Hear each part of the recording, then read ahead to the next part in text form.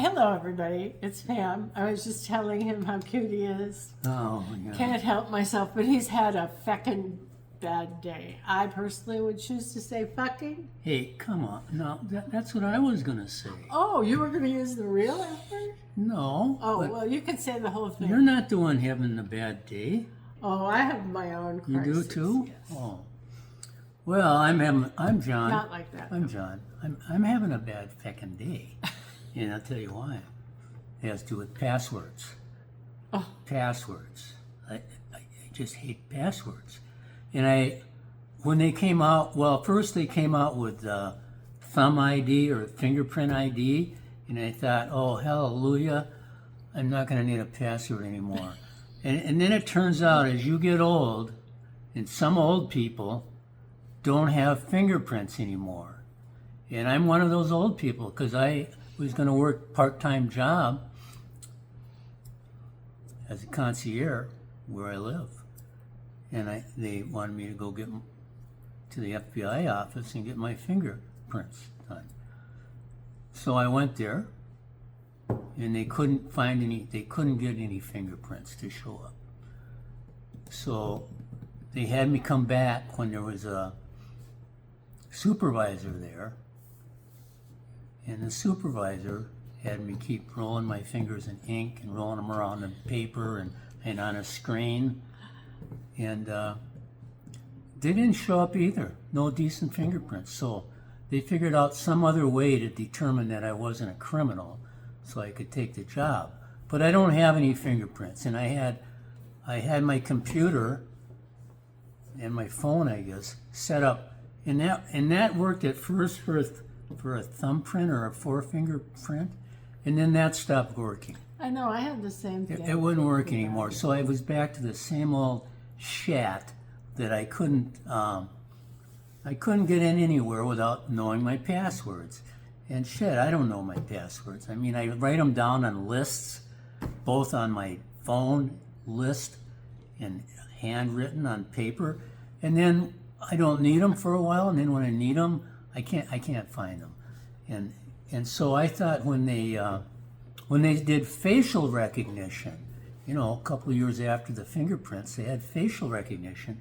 And I thought that was just a gold mine for me because, you know, it worked for me.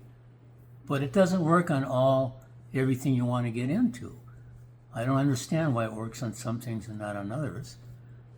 And then like Google or Amazon, well, it worked on Amazon, but it didn't work on Audible. And so Audible's part of Amazon, right? yeah. I mean, I thought it did for the first couple of years, but now it's not working, so I can't. I don't know. I hope you all understand it. I am 82, so that's part of the problem.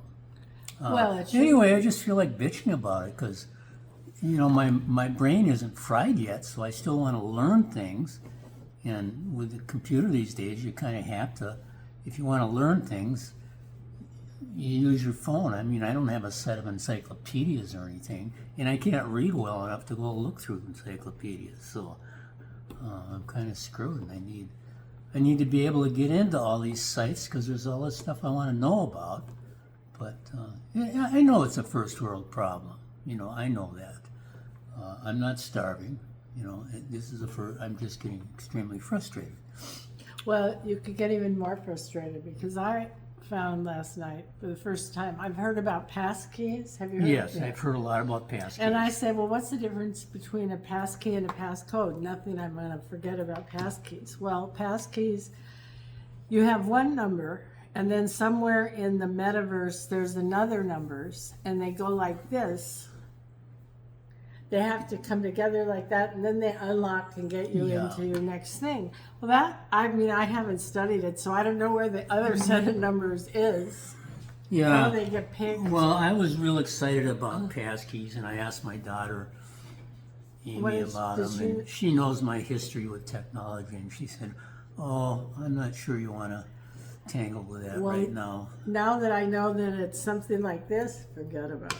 Because it just sounds way too Yeah. complicated. So, I mean, we have a lot of things we'd like to talk to you about. One of our videos a while back was about some of the different schools of philosophy, and it turned out to be a pretty popular one. It was talked a little bit about absurdism, nihilism, and Existentialism? existentialism. Yeah. And Okay. that was pretty popular. That's good. Okay, so I'm done bitching for a while. There was something I wanted to say. Oh, I know. This is sort of an existential dilemma. Sure. I could get my funny teeth fixed. They go like this. But it's going to cost a few $1,000s. And I'm going to be 78 early next year. Is it worth it, especially for someone with very little money in the bank, to spend that kind of money on that? Well, Isn't that an existential question? I don't know. I still don't You got it in understand the what picture. existential is. We'll have to do another segment on it. I've forgotten already. That was a good segue, no? Well, I think it's worth it because, well, I shouldn't say this, but if you have to go in a nursing home, Oh, yeah. you spend down all your money, Yeah. and then you try to get on some county or state program that'll Yeah. help with it. So Yeah. if you get your teeth fixed, you'll just have to go on that sooner. I'll have a bigger smile, a better Yeah, smile you'll when have a better I go. smile. Yeah, okay. You get better service. Do you have an existential question today? No, I told you I don't. I think passwords is that. I don't know. Well, it's like water. I forgot what we. It blocks. I have to go back and You look at our video about Can't existential. get past the password. You're stuck.